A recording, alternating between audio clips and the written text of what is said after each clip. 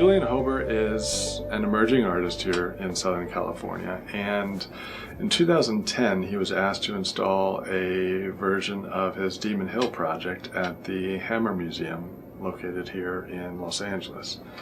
More recently, Julian was asked to install a version of the Demon Hill project in an art gallery setting in New York City. Hi, I'm Julian Hoeber, and this project is called DH number 2. It's the second full-scale version of a project that I've been working on for a few years now called Demon Hill. The project originates with what are called gravitational mystery spots, which are scattered around the US in various places, the most famous of which is called the Mystery Spot, and it's located in the woods in Santa Cruz.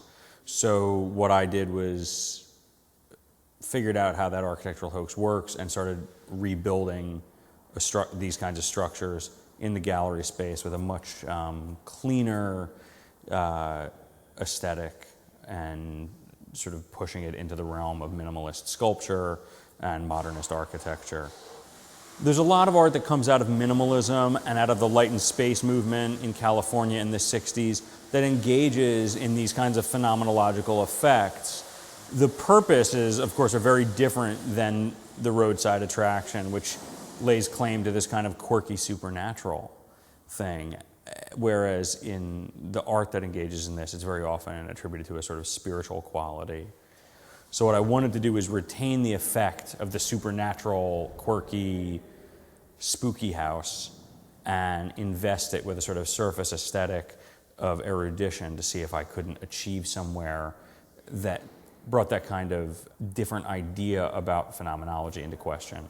This time around, there are some changes to the structure. It's a bit longer and narrower than the one that I built at the Hammer, and it also has this pyramid feature in it, which is quite a impressive thing to hoist up in there. That was quite a process.